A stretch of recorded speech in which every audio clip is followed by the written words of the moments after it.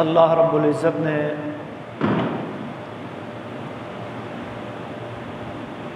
انسانوں کی ہدایت و رہنمائی کے لیے انبیاء کرام علیہم السلام پر کئی کتابیں اور صحیفے نازل فرمائے۔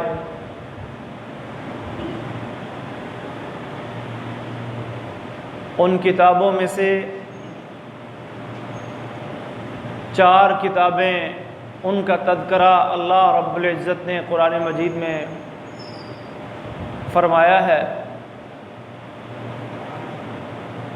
تورات، زبور، انجیل اور چوتھی کتاب خود قرآن مجید۔ اس کے علاوہ بھی کتابیں اتری ہوں گی، نازل ہوئی ہوں گی، لیکن ہم تک صرف ان 4 کے بارے میں علم پہنچا ہے۔ جس طرح اللہ تبارک و تعالی نے مختلف انبیاء اور رسل مبعوث فرمائے، لیکن ہمیں سب کا علم نہیں ہے۔ فرمایا منہم من قصصنا علیک ومنہم من لم نقصص علیک، کچھ کے بارے میں ہم نے آپ کو بتایا اور کچھ کے بارے میں ہم نے آپ کو بتایا ہی نہیں ہے۔ تو یہ آسمانی کتابیں تورات حضرت موسیٰ پہ، زبور حضرت داؤد پہ، اور انجیل حضرت عیسیٰ علیہم السلام پہ، اور آخری کتاب قرآن مجید فرقان حمید خاتم النبیین جناب محمد الرسول اللہ صلی اللہ علیہ وآلہ وسلم پہ نازل ہوئی۔ جس طرح آپ آخری نبی ہیں، آپ پر اترنے والی کتاب آخری کتاب ہے۔ اللہ رب العزت نے پہلی کتابوں کی حفاظت کی ذمہ داری ان کے علماء کو، احبار و رہبان کو سونپی تھی۔ سورہ نساء میں اللہ فرماتے بِمَسْتُحْفِظُوا مِن کتاب اللہ، انہیں یہ ذمہ داری دی گئی تھی کہ تم نے کتاب اللہ کی حفاظت کرنی ہے۔ لیکن آخری کتاب قرآن مجید کی حفاظت کا ذمہ اللہ نے امت پہ نہیں چھوڑا، بلکہ فرمایا اِنَّا نَحْنُ نَزَّلْنَا الذِّكْرَ وَإِنَّا لَهُ لَحَافِظُونَ، ہم نے ہی یہ ذکر، قرآن کے مختلف ناموں میں سے ایک نام ذکر بھی ہے، ہم نے ہی یہ ذکر اتارا ہے اور ہم ہی اس کی حفاظت کرنے والے ہیں۔ یوں اللہ تبارک و تعالی نے قرآن مجید کو سب سے پہلے لوح محفوظ کے اوپر اتار کر محفوظ کیا،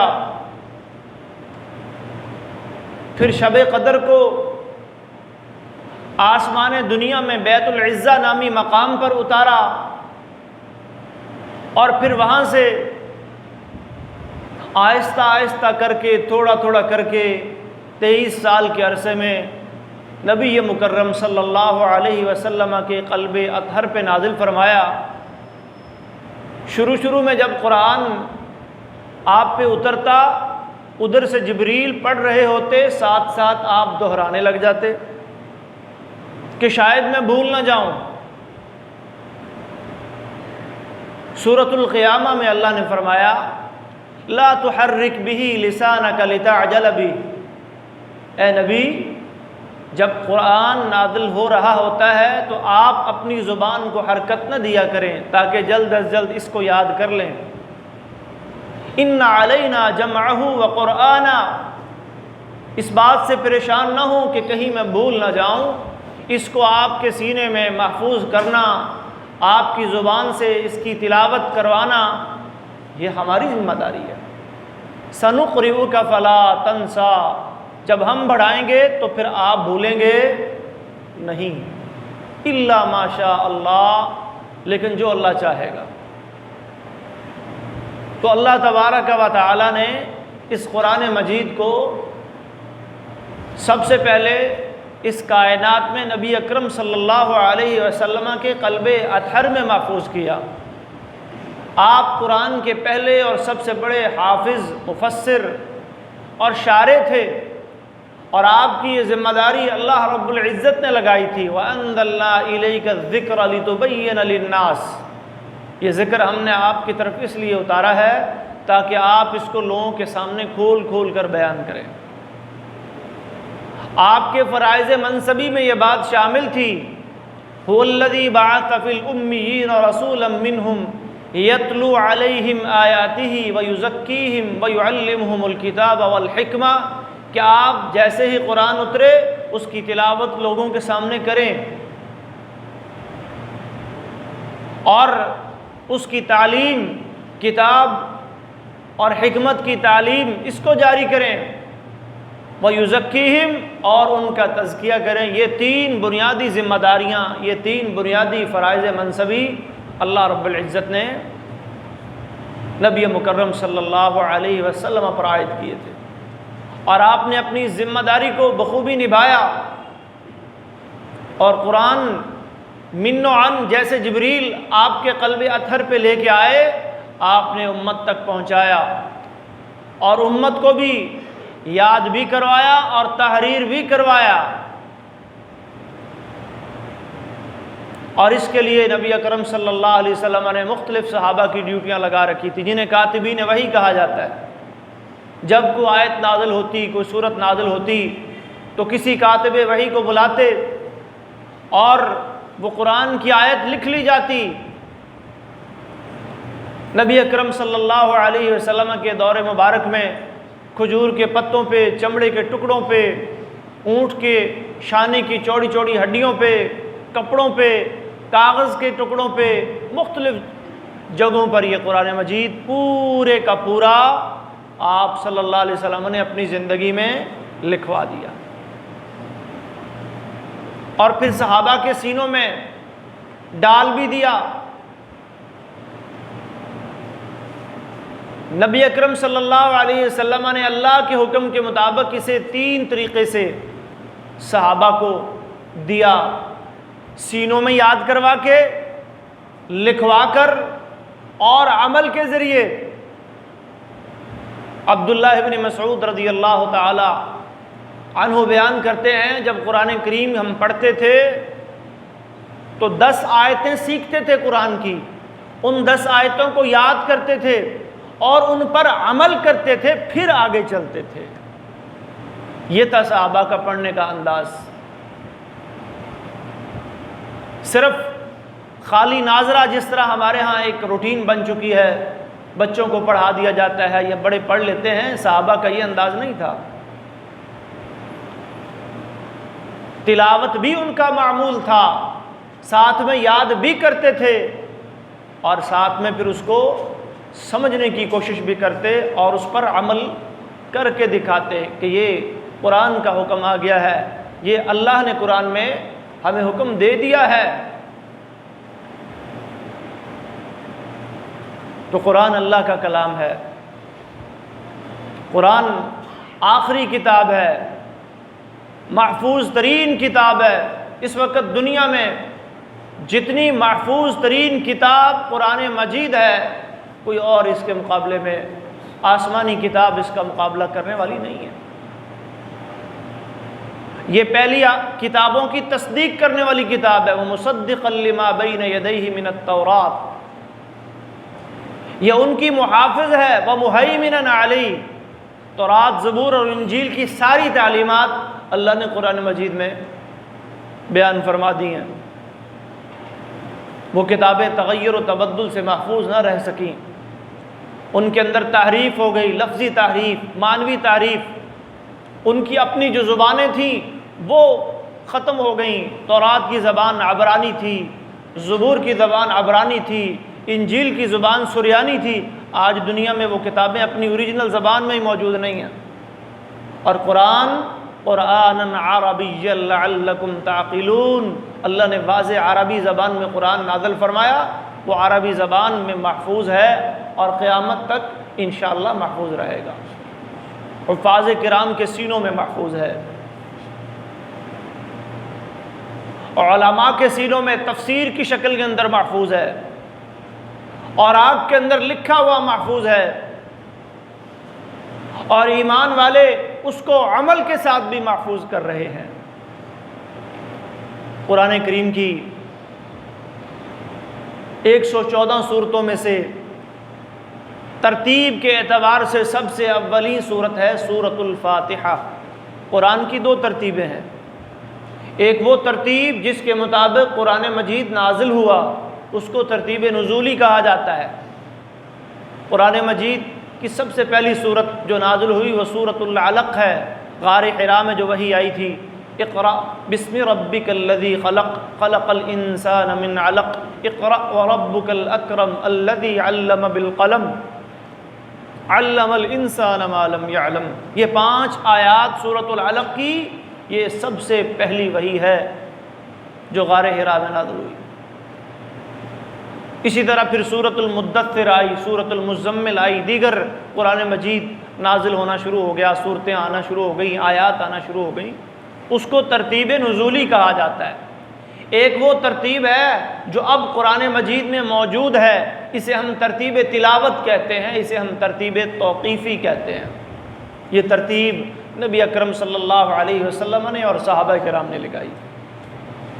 اب قرآن مجید کو ہم اسی ترتیب سے پڑھتے ہیں، لیکن اگر کوئی بندہ آگے پیچھے پڑھنا چاہے، درمیان سے پڑھنا چاہے، تو اس میں بھی کوئی حرج کی بات نہیں ہے۔ کسی کا دل کر رہا ہے وہ سورہ یاسین کی تلاوت کرے، سورہ یاسین کھول کے پڑھ سکتا ہے۔ کسی کا دل کر رہا ہے وہ سورۃ الملک کی تلاوت کرے، وہ وہاں سے بھی سورۃ الملک کھول کے پڑھ سکتا ہے۔ کسی کا دل کر رہا ہے سورت کے آغاز سے شروع کرے، وہ وہاں سے پڑھ سکتا ہے۔ کسی کا دل کر رہا ہے سورت کے درمیان سے شروع کرے، کسی کا دل کر رہا ہے سورت کے اختتام سے کچھ آیات پڑھے، جہاں سے کچھ پڑھنا چاہے پڑھ سکتا ہے۔ نماز کے علاوہ بھی پڑھ سکتا ہے، نماز میں بھی یہ بھی ترتیب ہے، نماز میں بھی یہی ترتیب ہے، جہاں سے فقرؤوا ما تیسر من القرآن، جہاں سے تمہیں قرآن آسان لگے تم پڑھو۔ بعض لوگ کہتے ہیں جی نماز کے اندر اگر آپ نے پڑھنا ہے تو یہ جو قرآن کی ترتیب ہے اس کا خیال رکھنا ہوگا۔ مثلا پہلی رکعت میں اگر آپ نے سورۃ الفلق پڑھی ہے تو دوسری میں آپ سورۃ الاخلاص نہیں پڑھ سکتے، فلق کے بعد پھر آپ کو ناس پڑھنی ہوگی، یعنی آگے کو جانا ہوگا، پیچھے کو آپ نہیں آ سکتے۔ یہ مسئلہ بعض بتاتے ہیں، لیکن یہ بات کتاب و سنت کی روشنی میں درست نہیں ہے۔ صحیح مسلم میں حدیث آتی ہے، نبی کریم صلی اللہ علیہ وسلم نے ایک رات قیام کیا اور قیام میں تلاوت شروع کی، سورۃ البقرہ پڑھی، سورۃ البقرہ پڑھنے کے بعد سورہ نساء پڑھی، اور نساء پڑھنے کے بعد پھر آل عمران پڑھی۔ اب ترتیب کیا ہے؟ پہلے بقرہ آتی ہے، پھر آل عمران آتی ہے، اس کے بعد نساء آتی ہے۔ صحیح مسلم کی حدیث ہے۔ اب نبی صلی اللہ علیہ وسلم کیا کر رہے ہیں؟ نساء کو پہلے پڑھ رہے ہیں اور آل عمران کو بعد میں پڑھ رہے ہیں۔ معلوم ہوا کہ یہ جو ترتیب قرآن مجید کی تلاوت والی ہے، اگر نماز میں کوئی صورت آگے سے اور پھر کوئی پیچھے سے پڑھ لی جائے تو اس سے نماز کی صحت پر کوئی اثر نہیں پڑتا، نماز خراب نہیں ہوگی۔ اور خود اللہ نے بھی قرآن میں فرما دیا فَقْرَؤُوا مَا تَيَسَّرَ مِنَ الْقُرْآنِ، جہاں سے تمہیں قرآن آسان لگے وہاں سے تم پڑھ لو۔ اور پھر ترتیب کے واجب اور فرض نماز میں نہ ہونے کی ایک دلیل یہ بھی ہے کہ ہر نماز میں ہم سورۃ الفاتحہ بھی تو پڑھتے ہیں نا۔ اس کے بعد پھر مثلا ایک شخص نے سورۃ الفاتحہ کی تلاوت کی، اس کے بعد وہ سورۃ النصر پہ چلا گیا، اب اگلی میں کھڑا ہوگا، فاتحہ پھر پڑھے گا، تو ترتیب تو یہاں بھی بگڑ گئی۔ تو معلوم ہوا کہ ترتیب ضروری نہیں ہے۔ نماز میں اگر ترتیب آگے پیچھے بھی ہو جائے تو اس سے نماز پر کچھ اثر نہیں پڑے گا۔ تو قرآن کریم کی صورتوں میں سے سب سے اولین صورت جو ترتیب میں سب سے اولین ہے اسے ہم سورۃ الفاتحہ کہتے ہیں۔ اور یہ قرآن کریم کی وہ صورت ہے جو ہر مسلمان چھوٹا بڑا بچہ جیسے ہی وہ سن شعور کو، سن تمیز کو پہنچتا ہے تو اسے نماز یاد کروائی جاتی ہے، اسے نماز کے لیے کہا جاتا ہے، جیسا کہ رسول مکرم صلی اللہ علیہ وسلم کا ارشاد گرامی ہے مروا اولادکم بالصلاۃ وهم ابناء 7 سنین، سنن ابی داؤد کی روایت ہے کہ جب تمہارے بچے 7 سال کے ہو جائیں تو انہیں نماز کا حکم دو۔ وَاضْرِبُوهُمْ عَلَيْهَا وَهُمْ أَبْنَاءُ 10 سِنِينَ، اور جب 10 سال کے ہو جائیں نماز نہ پڑھیں تو ان کی ڈانٹ ڈپٹ کرو، ان سے باز پرس کرو، ہلکی پھلکی انہیں ضرب لگاؤ کہ تم نے نماز کیوں نہیں پڑھی، اگرچہ ان پہ فرض کب ہوگی؟ جب وہ بالغ ہوں گے، لیکن اگر ابھی سے پڑھنا شروع کریں گے تو پھر بلوغت کے بعد انہیں پڑھنے کی عادت پڑے گی، اور اگر ابھی سے آپ نے عادت نہ ڈالی، ان کی تربیت نہ کی، تو پھر اس میں ذمہ دار کون ہے؟ یہ حکم کس کو دیا جا رہا ہے؟ مرو اولادکم، یہ والدین کی ذمہ داری ہے کہ آپ نے تربیت نہ کی، آپ نے دنیاوی امور کے لیے تو ان پہ بڑی محنت کی، اچھے سے اچھے سکول میں داخل کروایا، اکیڈمیز جوائن کروائیں، بورڈنگ سکولوں میں ڈالا، گھر سے دور کیا، لیکن جب دین کی باری آئی، جب نماز کی باری آئی تو کوئی نہیں، چھوٹا ہے، ابھی بچہ ہے، بڑا ہوگا تو خود ہی پڑھ لے گا، ابھی میری بیٹی ہے، چھوٹی ہے، بڑی ہوگی تو خود ہی پڑھ لے گی۔ نہیں، یہ تیری ذمہ داری تھی، اگرچہ اس پہ نماز فرض ہونی تھی بلوغت کے بعد، لیکن جب وہ 7 سال کا تیرا بیٹا اور بیٹی وہ پہنچا اور 10 سال کا ہوا اور تو نے نہیں کہا، تو اگر وہ نہیں پڑھے گا تو پھر تو بھی برابر کا مجرم ہے، تو نے اپنی اولاد کی اس پہ تربیت کیوں نہ کی؟ اور قرآن کا بھی حکم ہے، یا ایھا الذین آمنوا قوا انفسکم واہلیکم نارا، اے ایمان والو اپنے آپ کو اور اپنے گھر والوں کو جہنم کی آگ، جہنم کا ایندھن بننے سے بچاؤ۔ کئی والدین بڑے پریشان ہوتے ہیں، جی ہم کہتے ہیں ہماری اولاد نماز نہیں پڑھ رہی، دین کی طرف توجہ نہیں دے رہی، دین پہ نہیں آ رہی، بڑی پریشانی ہے، بڑا مسئلہ ہے۔ اس میں جو شریعت اور دین ہماری رہنمائی کرتے ہیں، قرآن کریم میں اللہ تبارک و تعالی اپنے نبی سے کیا کہتے ہیں؟ انما علیک البلاغ، اے نبی آپ کے ذمہ کیا ہے؟ اللہ کا پیغام پہنچا دینا۔ انما انت مذکر، اے نبی آپ کا کام کیا ہے؟ آپ نے نصیحت کر دینی ہے، آپ نے اپنی ذمہ داری ادا کر دینی ہے۔ اللہ نے ہر انسان کو عقل، شعور اور احساسات عطا فرمائے ہیں، جیسے ہی وہ بچہ بالغ ہوگا، بڑا ہوگا، اب خدا نہ خواستہ وہ ڈی ٹریک ہو جاتا ہے، وہ کالج، یونیورسٹی، اسکول کے ماحول میں جا کر یا کسی اور بری سوسائٹی میں پھنس کے کسی غلط راستے کا انتخاب کر لیتا ہے، برائی کے راستے پہ چل پڑتا ہے، تو اس میں والدین پھر مجرم نہیں، انہوں نے اپنا فریضہ ادا کر دیا، انہوں نے اپنی ذمہ داری پوری کر دی۔ اور یہ ذمہ داری والدین کی یہ نہیں کہ ایک دفعہ کہہ لیا، 2 دفعہ کہہ لیا، یا میں نے تو بڑا سمجھا لیا، یہ تو نہیں سمجھتا، یہ سمجھنے والی چیز نہیں ہے، یہ ذمہ داری والدین کی تا حیات رہتی ہے۔ اس ذمہ داری سے آپ بری الذمہ، میں بری الذمہ نہیں ہو سکتے۔ نوح علیہ السلام کی زندگی کو دیکھیں، آخری وقت تک اپنے بیٹے کو سمجھاتے رہے، یا بنی ارکب معنا ولا تکن من الکافرین، اے بیٹے آ جا، اب تو اللہ کا عذاب آ گیا ہے، اب تو پانی نظر آ رہا ہے، اب میرے ساتھ آ جا، کشتی پہ سوار ہو جا، معافی مانگ لے، اللہ سے بخشش کا طلبگار بن جا۔ لیکن بیٹے کی سمجھ میں بات نہیں آئی۔ قال سآوی الی جبل یعصمنی من الماء، نہیں پانی تو نیچے ہے نا، میں تو پہاڑ پہ چڑھ جاؤں گا۔ وحال بینہم الموج فکان من المغرقین، لیکن پہاڑ سے بھی اونچی ایک لہر آئی اور بیٹا باپ کی آنکھوں کے سامنے ڈوب گیا، باپ کچھ نہ کر سکے۔ باپ کون ہے؟ وقت کا جلیل القدر پیغمبر ہے، رسول ہے، نوح علیہ السلام۔ تو سورۃ الفاتحہ اس سے ہر مسلمان واقف ہے۔ سورۃ الفاتحہ کے حوالے سے نبی علیہ السلام نے کیا ارشادات اور کیا تعلیمات بیان فرمائی ہیں، آج ہم تھوڑا سا ان کو جاننے کی کوشش کریں گے۔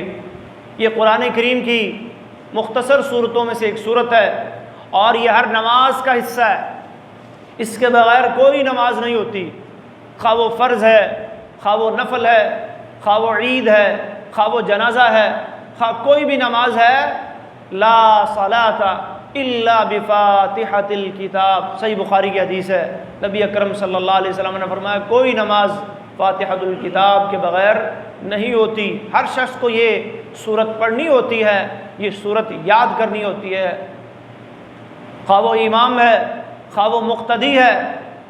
من صلی صلاۃً، جس نے کوئی نماز پڑھی، لم یقرأ فیہا بأم القرآن، سورۃ الفاتحہ کے ناموں میں سے دوسرا نام ام القرآن ہے۔ ایک نام فاتحہ ہے، فاتحہ کا معنی کھولنا، آغاز کرنا۔ اس کو فاتحہ اس لیے کہتے ہیں کہ جب ہم قرآن کریم کو کھولتے ہیں تو سب سے پہلے یہی صورت آتی ہے۔ اس کی ایک وجہ بعض اہل علم نے یہ بھی بیان فرمائی ہے کہ جب ہم نماز کا آغاز کرتے ہیں تو سب سے پہلی جو تلاوت ہوتی ہے وہ سورۃ الفاتحہ کی ہوتی ہے، اس لیے اس کو سورۃ الفاتحہ کا نام دیا گیا ہے، اور یہ نام خود اللہ کے نبی نے دیا ہے۔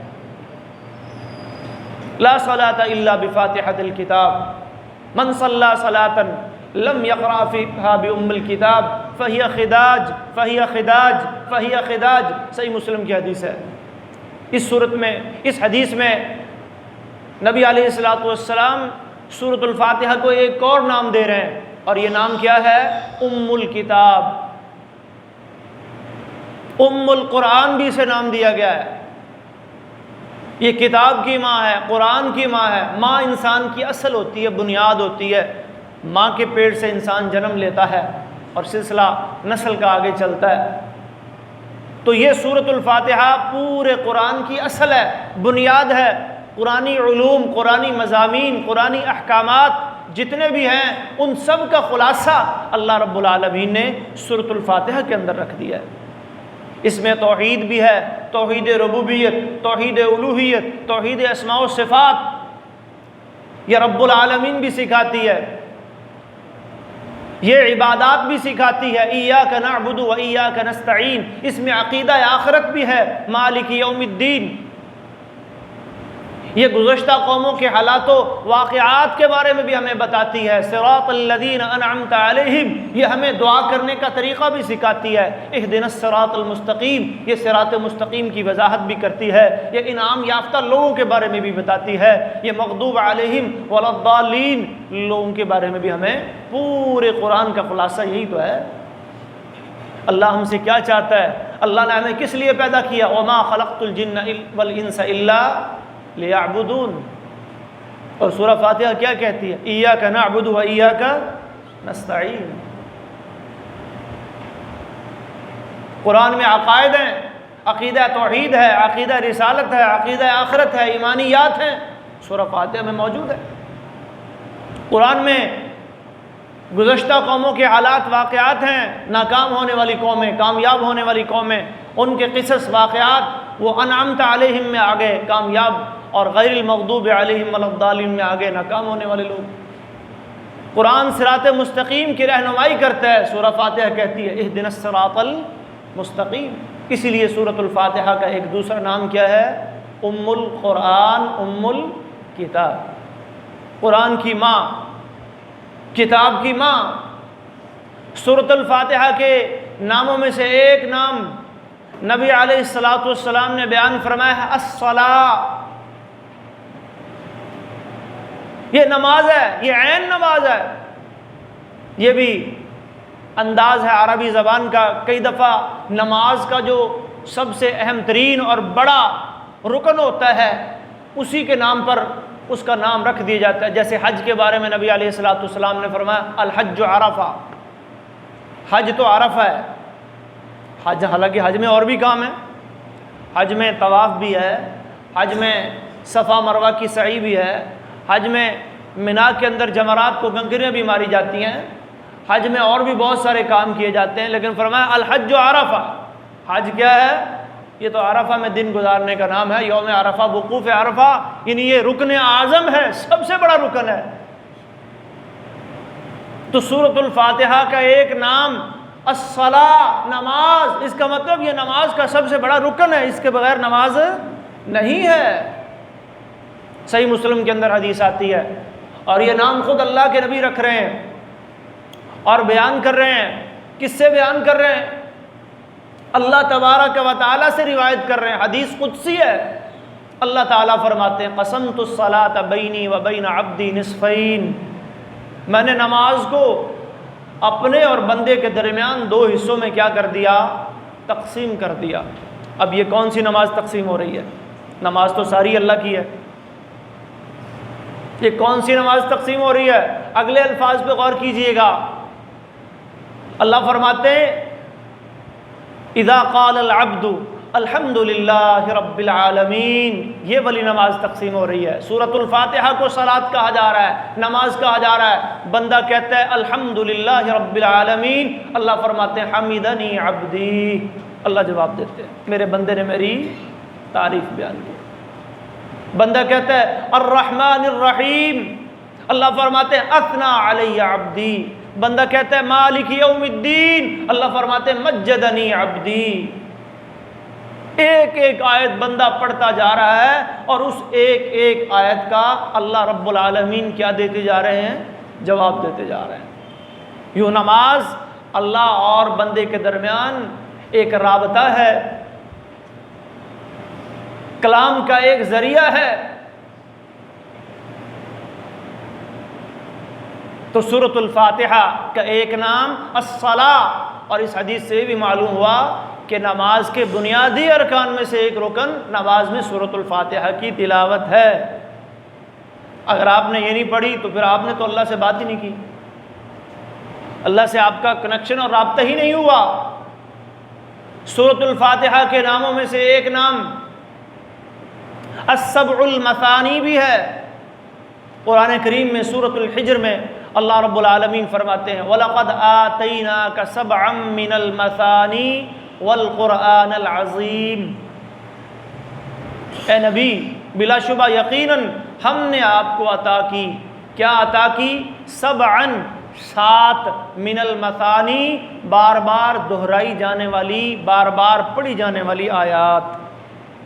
مثانی وہ آیات جنہیں بار بار پڑھا جاتا ہے، بار بار دہرایا جاتا ہے۔ ہر نماز میں ہم پڑھتے ہیں، ایک نماز میں 2 رکعت کی نماز ہے تو 2 دفعہ پڑھیں گے، 4 رکعت کی ہے تو 4 دفعہ پڑھیں گے، اور اس کے ساتھ پھر سنتیں اور نوافل ملا لیں تو ہر نماز میں ہر رکعت میں بار بار دہرائی جا رہی ہے یہ سورۃ الفاتحہ۔ اس لیے اور سبع اس لیے کہتے ہیں کہ اس کی آیات 7 ہیں۔ سورۃ الفاتحہ کی آیات کتنی ہیں؟ 7 ہیں۔ اور مثانی اس لیے کہ یہ بار بار دہرائی جانے والی سورت ہے، بار بار پڑھی جانے والی سورت ہے، اور یہ کوئی معمولی سورت نہیں ہے۔ بڑا ویسے تو سارا ہی قرآن اللہ کا کلام ہے، لیکن قرآن میں بھی اللہ تبارک و تعالیٰ نے اور اللہ کے نبی نے یہ وضاحت فرمائی ہے کہ قرآن کا کچھ حصہ کچھ سے افضل ہے۔ قرآن کی کچھ صورتیں کچھ صورتوں کے مقابلے میں کیا ہیں؟ افضل ہیں۔ سورۃ الفاتحہ کے بارے میں صحیح بخاری کے اندر ایک حدیث آتی ہے، ابو سعید المعلی رضی اللہ تعالیٰ عنہ بیان کرتے ہیں نبی مکرم صلی اللہ علیہ وسلم نے مجھے کہا الا ادلک علی اعظم سورۃ فی القرآن وفی روایہ افضل سورۃ فی القرآن وفی روایہ اخیر سورۃ فی القرآن۔ 3 طرح کے الفاظ ملتے ہیں حدیث میں، سب سے بڑی سورت، سب سے افضل سورت، اخیر خیر سے سب سے بہترین سورت، اس کی خبر نہ دوں، اس کے بارے میں نہ بتاؤں؟ ابو سعید المعلی رضی اللہ تعالیٰ عنہ بڑے اشتیاق سے کہنے لگے اللہ کے رسول بتائیں یہ کون سی سورت ہے قرآن مجید کے اندر جو سب سے افضل ہے، سب سے اعظم بڑی ہے اور سب سے اخیر بہترین ہے؟ آپ نے فرمایا فاتحۃ الکتاب ام القرآن وہی السبع المثانی، اور یہی سبع المثانی ہے جس کا اللہ نے قرآن میں ذکر کیا ہے، اور یہی قرآن عظیم ہے۔ سورہ فاتحہ کا ایک اور نام جو اللہ نے خود قرآن میں بیان فرمایا، اس کو قرآن عظیم بھی کہا گیا۔ ایک تو ہے نا جی پورا قرآن، فاتحہ سے لے کر والناس تک وہ بھی قرآن ہے، اور ایک یہ ہے کہ اکیلی یہ سورۃ الفاتحہ، اس کو بھی نبی علیہ السلام نے اور اللہ رب العالمین نے کیا فرمایا ہے اس کے بارے میں؟ القرآن العظیم، یہ اکیلی سورت ہی پورا قرآن پورے قرآن کا خلاصہ، پورے قرآن کے موضوعات کو سمیٹنے والی۔ یہ فاتحہ بھی ہے، یہ ام القرآن بھی ہے، یہ الصلاۃ بھی ہے، یہ السبع المثانی بھی ہے، اور یہ القرآن العظیم بھی ہے۔ یہ وہ عظیم صورت ہے جس کا جب نزول ہوا تو جبریل امین نبی علیہ الصلاۃ والسلام کی مجلس میں ہی بیٹھے تھے، صحیح مسلم کی حدیث ہے۔ اچانک سمع نقیزا، آپ نے کسی چیز کے ٹوٹنے کی آواز سنی، کوئی دروازہ کھلنے کی آواز سنی، تو جبریل نے عرض کی اللہ کے رسول ابھی ابھی آپ نے ایک آواز سنی ہے، یہ آواز کس کی ہے پتہ ہے آپ کو؟ فرمایا یہ ایک دروازہ ہے آسمانوں کے اندر، آج پہلی دفعہ وہ دروازہ کھلا ہے، آج سے پہلے کبھی وہ دروازہ نہیں کھلا، اور آسمانوں سے ایک فرشتہ آ رہا ہے، اور یہ فرشتہ آج سے پہلے کبھی زمین پر نہیں آیا، پہلی دفعہ زمین پہ آ رہا ہے۔ اور تھوڑی دیر بعد وہ فرشتہ حاضر خدمت ہوتا ہے، اور جبریل نبی علیہ الصلوۃ والسلام کو مخاطب کر کے کیا کہتے ہیں؟ ابشر، اے اللہ کے نبی خوش ہو جائیے، بنورین، اللہ نے آپ کو دو ایسے نور عطا فرمائے ہیں، اللہ نے آپ کو دو ایسی روشنیاں عطا فرمائی ہیں، لم یؤتہما نبی قبلک، جو آپ سے پہلے اللہ نے کسی نبی کو نہیں دی۔ دو ایسے خزانے اللہ نے آپ کو عطا فرمائے ہیں۔ وہ دو نور، وہ دو روشنیاں کون سی ہیں؟ فرمایا فاتحۃ الکتاب و خواتیم سورۃ البقرہ، ایک یہی فاتحۃ الکتاب اور دوسرا سورۃ البقرہ کی آخری جو دو آیات ہیں، اور یہ اللہ نے عرش کے نیچے جو خزانے اللہ کے پاس ہیں ان خزانوں میں سے اللہ تبارک و تعالیٰ نے یہ دو نور آپ کے لیے بھیجے ہیں، آپ کی امت کے لیے بھیجے ہیں۔ تو سورۃ الفاتحہ یہ وہ نور ہے جس کو نبی مکرم صلی اللہ علیہ وسلم کے اوپر لانے والا وہ فرشتہ جو اس سے پہلے کبھی زمین پر نہیں ہوا، اور وہ دروازہ کھولا گیا آسمان کا جو اس سے پہلے کبھی نہیں کھلا، اور اس کی باقاعدہ جبریل نے آ کے بشارت دی ہے، ابشر، اور نبی اپنی امت کو بشارت دے رہے ہیں کہ یہ بڑی عظیم صورت ہے، اس سے غافل نہیں ہونا، اس کو فراموش نہیں کرنا، اس کو معمولی نہیں سمجھنا۔ یہ نور ہے۔ سورۃ الفاتحہ کے ناموں میں سے ایک نام نبی مکرم صلی اللہ علیہ وسلم نے یہ بھی بیان فرمایا، یہ رقیہ ہے، یہ شفا ہے۔ صحیح البخاری میں حدیث آتی ہے، حضرت ابو سعید خدری رضی اللہ تعالیٰ عنہ بیان کرتے ہیں، ہم ایک دفعہ سفر میں تھے تو چلتے چلتے قبیلے کے پاس سے گزرے، ان کے سردار کو کسی زہریلے جانور نے ڈس لیا، اور وہ ہمارے پاس آئے، ہل منکم من راق، کہ کیا تمہارے پاس کوئی ایسا کوئی دم ہے، کوئی پڑھنے والا ہے، کوئی پھونکنے والا ہے جو دم کر دے، پڑھ دے، کوئی پھونک دے، ہمارا سردار تکلیف سے تڑپ رہا ہے، اسے کسی زہریلی چیز نے کاٹ لیا ہے۔ ابو سعید کہتے ہیں میں اٹھا، میں گیا، اور میں نے اس پہ یہی سورۃ الفاتحہ کا دم کیا، بار بار پڑھا، اور تھتکار کے ساتھ تھوڑا تھوڑا اپنا تفل کا لفظ آتا ہے حدیث میں، وہ تھتکارتا گیا، سورۃ الفاتحہ پڑھتا گیا، اللہ رب العالمین نے اسے شفا دے دی۔ پھر ان لوگوں نے ہمیں انعام کے طور پر 100 بکریاں دیں، 100 بکریاں۔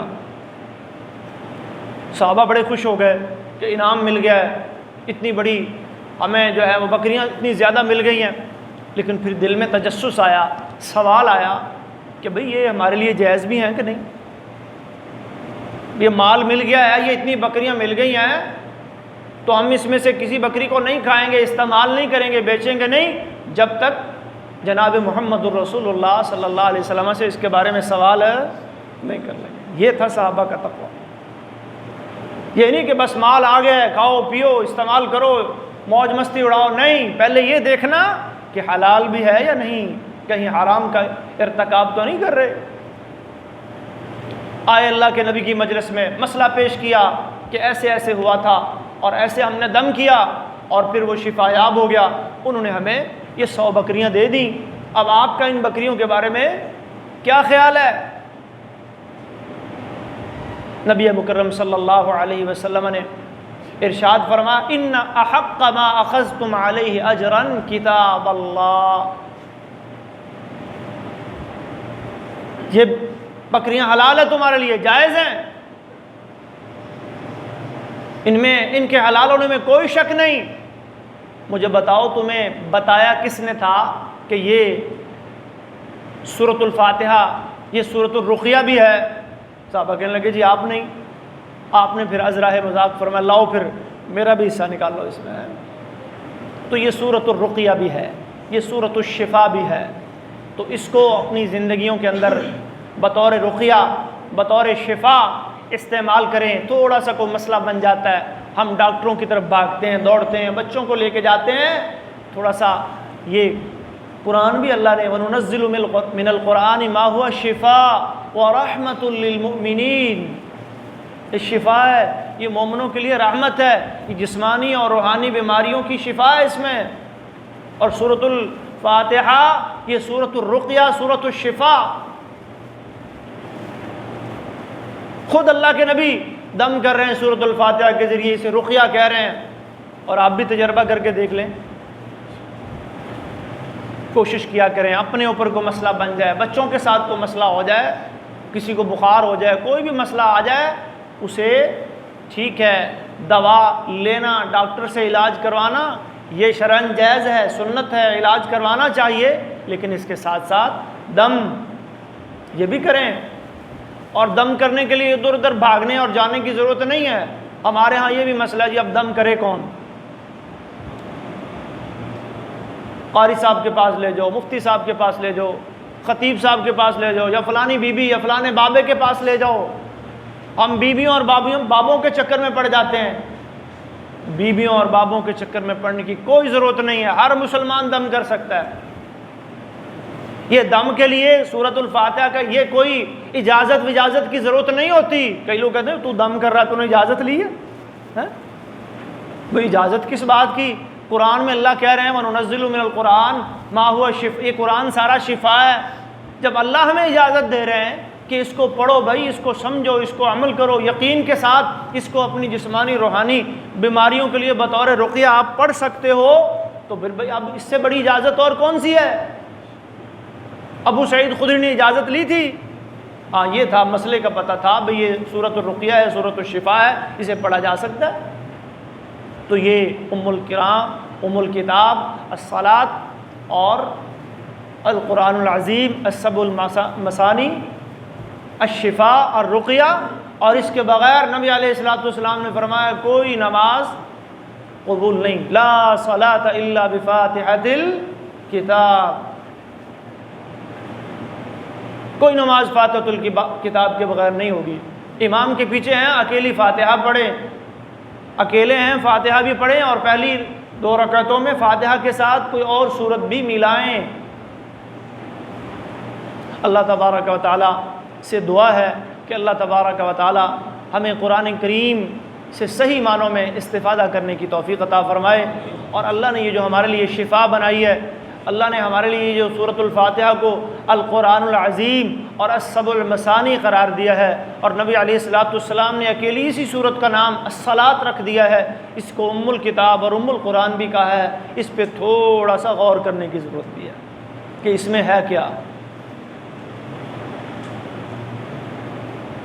یہ ہم سے کہتی کیا ہے؟ بسم اللہ الرحمن الرحیم اس کی پہلی آیت ہے، اور غیر المغضوب علیہم ولا الضالین اس کی آخری آیت ہے۔ یہ 7 آیتوں میں کیا چیز ہے جو اتنے اس کے فضائل ہیں، مناقب ہیں، اتنا اللہ تبارک و تعالیٰ نے اس میں تاثیر رکھ دی ہے، اس میں اثر رکھ دیا ہے، یہ ہے کیا؟ یہ بھی ہمیں جاننا ہوگا۔ اللہ تبارک و تعالیٰ ہمیں توفیق عطا فرمائے۔ وآخر دعوانا ان الحمد للہ رب العالمین، وقولوا قولی ھذا استغفر اللہ لی ولکم ولسائر المؤمنین واستغفروہ انہ هو الغفور الرحیم۔